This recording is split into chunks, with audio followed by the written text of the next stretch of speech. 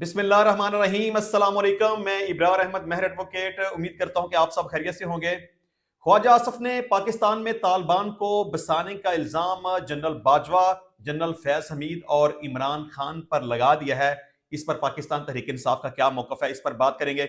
और इसके अलावा आर्मी चीफ ने दहशत गर्दी के हमले के बाद बन्नू का दौरा किया और कहा कि गनौने हमले के मनसूबा साजों और सहूलतकारों को कटहरे में लाया जाएगा। इस हवाले से ISPR ने क्या प्रेस रिलीज जारी की, इस पर भी बात करेंगे। और इसके अलावा पेशावर एयरपोर्ट पर पाकिस्तान तहरीक इंसाफ के फैसल जवेद को अदालती हुक्म के बावजूद उम्रे की अदायगी के लिए जाने से रोक दिया गया। और इसके साथ साथ ट्रंप ने हमास को एक आखिरी वार्निंग दी है और बड़ी सख्त किस्म की धमकी दी है, इस पर भी बात करेंगे। लेकिन इससे पहले लाहौर हाई कोर्ट के जस्टिस चौधरी अफजल अजीज साहब ने रिजाइन कर दिया है, लेकिन अभी तक ये पता नहीं चला कि उन्होंने रिजाइन क्यों किया, क्योंकि उन्होंने सदर मुमलकत आसफ अली जरदारी साहब के नाम पे एक खत लिखा और उन्होंने लिखा कि मैं ज़ाती वजूहात की बुनियाद पर इस्तीफ़ा दे रहा हूँ और मैं अब काम को मजीद जारी नहीं रख सकता और 40,000 से ज़ायद केसेस का मैंने अब तक फैसला किया है। चले जी, उनकी अपनी मर्जी थी, इसमें असल क्या वजह है इसका तो अभी तक कुछ नहीं पता, लेकिन उन्होंने अपने ख़त में, अपने इस्तीफ़े में यही लिखा कि वो ज़ाती वजूहात की बुनियाद पर रिज़ाइन कर रहे हैं। अच्छा जी, बात डोनाल्ड ट्रंप के हवाले से करेंगे, क्योंकि उन्होंने हमास को एक बड़ी सख्त किस्म की वार्निंग जारी कर दी है और उनने ये धमकी दी है कि इसराइल के जो यरगमाली आपके पास हैं वो फौरी तौर पर रिहा कर दें। सिर्फ यरगमाली ही नहीं, बल्कि जो मर चुके हैं, जिनकी डेड बॉडीज आपके पास हैं, जो भी बाकियात आपके पास हैं, वो सब इसराइल को वापस कर दें। अगर आपने ऐसा ना किया तो फिर आपका अंजाम ठीक नहीं होगा। मैं फिर आपका पूरा पूरा बंदोबस्त करूंगा और इसराइल को मैं ऐसे हथियार दूंगा कि वो आप को बर्बाद कर देगा और आपका कोई एक बंदा भी नहीं बचेगा। तो अब ट्रंप जब से आया है वो अपनी बदमाशी और गुंडागर्दी में लगा हुआ है, कभी कोई धमकी देता है और कभी कोई धमकी। लेकिन इसके साथ साथ ये एक बड़ी हैरत वाली बात ये भी है कि डोनाल्ड ट्रंप और पोप फ्रांसिस 300 से ज्यादा अफराद नोबल अमन इनाम के लिए नामजद हो चुके हैं। ये डोनाल्ड ट्रंप का नाम खैर पहले भी नोबेल अमन अवार्ड के लिए गया था, लेकिन उसको नहीं मिला। लेकिन वंस अगेन अब उसका नाम तजवीज़ हो चुका है। अब देखते हैं कि डोनाल्ड ट्रंप को अमन का नोबेल प्राइज मिलता है कि नहीं मिलता। इस हवाले से आपकी जो राय है उससे ज़रूर आगाह कीजिएगा। अच्छा जी, बात करेंगे ख्वाजा आसफ साहब की तरफ से। वो कहते हैं कि पाकिस्तान में तालिबान को बसाने वाले 3 लोग हैं। एक जनरल बाजवा है, दूसरा जनरल फैज और तीसरा इमरान खान।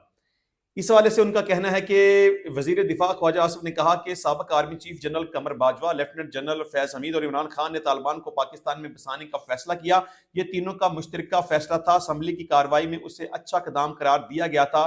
फैज हमीद तो गिरफ्तार हैं, लेकिन कमर बाजवा तो बाहर हैं, उनसे पूछा जाए। तो सबसे पहले तो ख्वाजा आसफ साहब, ये आपसे ही क्यों ना पूछा जाए कि अगर आप ये इल्ज़ाम लगाते हैं कि पाकिस्तान में तालिबान को बसाने वाले ये 3 लोग हैं, तो आप तो इस वक्त हुकूमत में हैं, आप वजीर दिफा हैं, तो आपने अब तक क्या किया? अगर आप ये समझते हैं कि ये गुनाहगार हैं तो आपको चाहिए था ना कि इनके खिलाफ कार्रवाई करते। अगर आप ये समझते हैं कि ये गुनाहगार हैं तो आपको आज से पहले ये बात करनी चाहिए थी, क्योंकि इमरान खान की हुकूमत को तो गुजरे भी तकरीबन 2 साल के लगभग हो गए हैं। तो आज तक तो आपकी जुबान से कुछ भी नहीं निकला। शहबाज शरीफ पहले भी वजीर आजम थे, अब भी वो वजीर आजम हैं, आप भी इक्तदार में हैं, आपकी हुकूमत है। तो ये बात तो आपको बहुत पहले करनी चाहिए थी। और अगर आपकी नज़र में ये गुनाहगार हैं, तो किसको आप कहते हैं कि इनके खिलाफ कार्रवाई होनी चाहिए, इनसे पूछा जाना चाहिए? ये तो आपको पूछना चाहिए ना। तो आपने आज तक, इमरान खान आपके पास है, आपकी कस्टडी में है, तो उसके खिलाफ इस हवाले से आपने पूछगिछ क्यों नहीं की? आपने इस हवाले से उनके खिलाफ कोई कार्रवाई क्यों नहीं की? और जहां तक बात जनरल फैज हमीद की है, तो वो भी आपकी कस्टडी में है, मिलिट्री की कस्टडी में है, तो उससे आपने आज तक पूछगिछ क्यों नहीं की? उसके खिलाफ आपने कार्रवाई क्यों नहीं की? और जनरल बाजवा बेशक आपकी कस्टडी में नहीं है, लेकिन आप उससे भी सवाल कर सकते हैं, उससे भी पूछ सकते हैं, उसके खिलाफ भी आप कार्रवाई कर सकते हैं। तो बहरहाल आपकी ये बात मेरे नजदीक बिल्कुल स्टूपिड किस्म की बात है और बिल्कुल मुज़िक्का खेज है कि आज तक तो आप इस तरह का कोई इल्जाम नहीं लगाते। اور اب اگر یہ الزام لگاتے ہیں تو آپ ان کے خلاف کوئی کارروائی نہیں کرتے۔ اس حوالے سے پاکستان تحریک انصاف نے بڑا سخت قسم کا موقف دیا ہے، بلکہ کے پی کے صدر جنید اکبر صاحب نے اس حوالے سے کہا ہے کہ آپ میں اگر اتنی جرت اور اتنی ہمت ہے اور اگر آپ میں اتنی اوقات ہے تو آپ پھر ان بندوں کے خلاف کارروائی کریں۔ خیر انہوں نے عمران خان کا نام تو نہیں لیا، انہوں نے خاص طور پر جنرل باجوہ کا نام لیا۔ انہوں نے کہا کہ آپ جنرل باجوہ کے خلاف کارروائی کریں، ان سے پوچھ گچھ کریں، ہم آپ کو سپورٹ کریں گے، ہم آپ کے ساتھ ہوں گے، لیکن آپ کی اتنی ہمت نہیں ہے، آپ کی اتنی جرت نہیں ہے کہ آپ ایسا کر سکیں۔ اور میرا خیال بھی یہی ہے کہ جنید اکبر صاحب نے جو کہا ہے وہ صحیح ہے، حکومت کی اتنی اوقات نہیں ہے کہ جنرل باجوہ کے خلاف کارروائی کر سکے، کیونکہ جنرل باجوہ ان کا بڑا بزرگ ہے، ان کا باپ ہے، کیونکہ اسی کے ساتھ مل کر انہوں نے عمران خان کی حکومت کو گرایا تھا۔ تو اب کیسے ممکن ہو سکتا ہے کہ اس کے خلاف یہ کارروائی کریں؟ چلے خیر، آرمی چیف نے بنو کینٹ پہ جو حملہ ہوا، آپ کو پتہ ہے اس حوالے سے کل ایک بڑا ہی افسوسناک واقعہ پیش آیا کہ کچھ دہشت گردوں نے، جن کے بارے میں چیف آف آرمی سٹاف کا بھی یہ کہنا ہے اور آئی ایس پی آر کی طرف سے جو پریس ریلیز جاری کی گئی وہ بھی یہی تھی کہ یہ ساری پلاننگ اور یہ ساری جو منصوبہ بندی ہوئی ہے وہ افغانستان میں ہوئی ہے، اور یہ سارے دہشت گرد افغانستان سے پاکستان میں آئے ہیں، اور انہوں نے بنو کینٹ کے اوپر، چھاؤنی کے اوپر حملہ کیا، اور اس سے تقریباً 13 کے لگ بھگ معصوم اور بے گناہ لوگوں کی شہادت ہو گئی، 34 یا 35 کے لگ بھگ افراد زخمی ہو گئے۔ اس میں سیکیورٹی اہلکار 5 سیکیورٹی اہلکاروں کی بھی شہادت ہو گئی، اور یہ جو دہشت گرد تھے جن کے بارے میں بتایا جاتا ہے کہ ان کی تعداد 16 تھی، ان کی موت ہو گئی، وہ جہنم رسید ہو گئے۔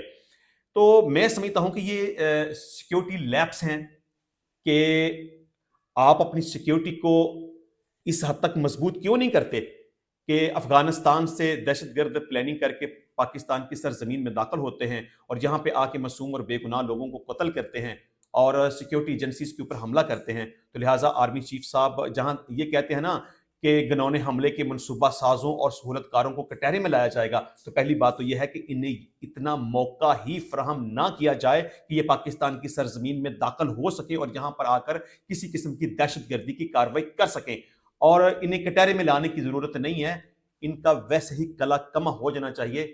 یہ جہاں جہاں پر بھی ہے ان کے خلاف پراپر طریقے سے گرینڈ آپریشن ہونا چاہیے۔ سب سے پہلے تو اپنی سرحدوں کو مضبوط کریں کہ کوئی بھی دہشت گرد دوسرے ملک سے بارڈر کراس کر کے پاکستان کی حدود میں داخل نہ ہو سکے، اور اگر جو پاکستان میں دہشت گرد موجود ہیں ان کے خلاف گرینڈ آپریشن ہونا چاہیے اور ان کا خاتمہ ہونا چاہیے۔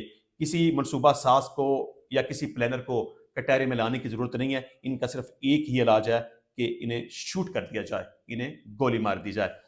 اچھا جی، اس حوالے سے آئی ایس پی آر کی جانب سے جاری بیان کے مطابق army chief general Asim Munir نے 4 مارچ کو فتنۃ الخوارج کے دہشت گرد حملے کے بعد بنو کا دورہ کیا، جہاں پاک فوج کے سربراہ کو سیکیورٹی صورتحال پر بریفنگ دی گئی۔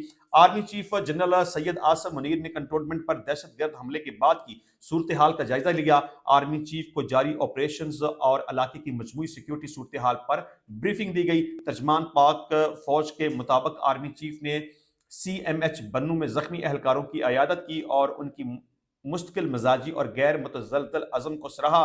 پاک فوج کے سربراہ نے زخمی اہلکاروں کے بلند حوصلے اور عزم کی تعریف کی۔ اس موقع پر army chief general Asim Munir کا کہنا تھا کہ پاک فوج ریاست کی سلامتی استحکام یقینی بنانے کے لیے کردار ادا کرتی رہے گی اور ملک کی استحکام کے لیے دہشت گردی کے خلاف دفاع کا فریضہ ادا کرتی رہے گی، جبکہ کسی کو بھی ملکی امن اور استحکام میں خلل ڈالنے کی اجازت نہیں دی جائے گی۔ جنرل عاصم منیر نے مقامی برادری کے کلیدی کردار پر زور دیتے ہوئے کہا کہ دہشت گردی کے خلاف جنگ میں قومی اتحاد ناگزیر ہے۔ انہوں نے یقین دلایا کہ مسلح افواج پاکستان کے عوام کے تحفظ اور سلامتی کو یقینی بنانے میں کوئی کسر نہیں چھوڑیں گے۔ آرمی چیف نے دہشت گردی کے اس گنونے اور بزدلانہ واقعے میں اپنی جانیں گنوانے والے بے گناہ شہریوں کے اہل خانہ سے تعزیت کا اظہار کیا۔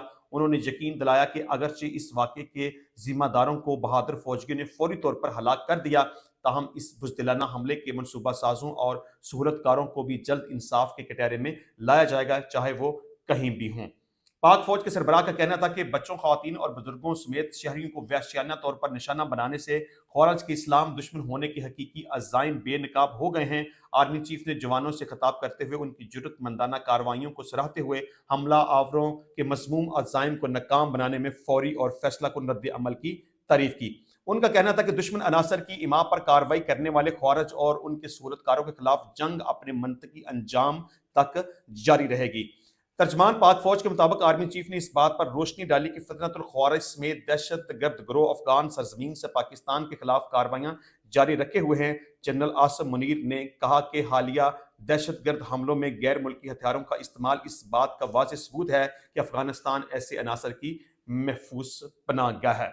तो ये जनाब सूरत हाल थी। बहरहाल जिस तरह से मैंने पहले कहा कि इनका इलाज सिर्फ एक ही है कि इनको शूट कर दिया जाए, इनको ख़त्म कर दिया जाए। अच्छा जी, पाकिस्तान तहरीक इंसाफ के फैसल जवेद साहब को आज पेशावर एयरपोर्ट पर वो जहाज़ में बैठे हुए थे, उम्रे की अदायगी के लिए जाना चाहते थे, लेकिन उन्हें जहाज़ से ही नीचे उतार लिया गया कि जी आप उम्रे की अदायगी के लिए बाहर नहीं जा सकते, आपका नाम एग्जिट कंट्रोल लिस्ट में मौजूद है।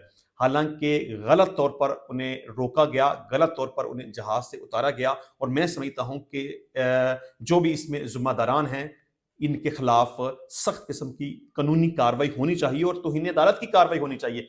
क्योंकि फैसल जवेद साहब ने एक दिन पहले, मतलब कल, पेशावर हाई कोर्ट में उनकी केस की समाअत हुई है। उनके वकील साहब ने कहा कि जवेद साहब के खिलाफ कोई इस तरह का इल्ज़ाम मौजूद नहीं है।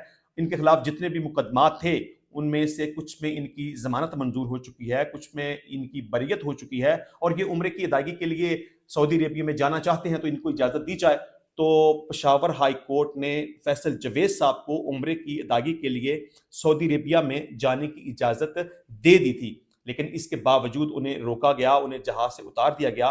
तो ये बहुत बड़ा ब्लंडर है कि अगर एक बंदा अदालत की इजाज़त के साथ एक मजहबी फरीज़े की अदायगी के लिए जाना चाहता है तो फिर उसको ज़बरदस्ती रोकना, उसकी तौहीन करना, उसको उम्रा ना अदा करने देना, मैं समझता हूँ कि ये गलत भी है, खिलाफ कानून भी है, अदालत के हुक्म की तौहीन भी है और ये गुनाह भी है। तो बहरहाल फैसल जवेद साहब की तरफ से तौहीन अदालत की कार्रवाई के लिए दरखास्त पेशावर हाई कोर्ट में जमा करवा दी गई है कि जनाब आपके हुक्म की तमील नहीं हुई, तो इस पर नोटिस जारी कर दिया गया है। मैं समझता हूँ कि इसमें जो भी मुतलका हुक्काम हैं उनके खिलाफ कानून के मुताबिक कार्रवाई करनी चाहिए, और ये इस तरह का रवैया इंतहाई बेहुदा और गलत है कि एक बंदा सिर्फ उम्रा करना चाहता है और आपको पता नहीं क्या डर और खौफ है कि अगर ये पाकिस्तान से चला जाएगा तो हो सकता है कि ये पाकिस्तान में वापस ना आए।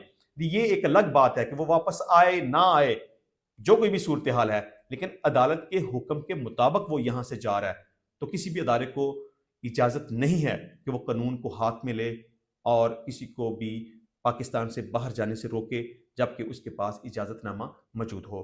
तो इंशाल्लाह मिलते हैं नेक्स्ट टाइम नई वीडियो में नए टॉपिक के साथ। तब तक के लिए इजाज़त दीजिए। अल्लाह हाफिज़।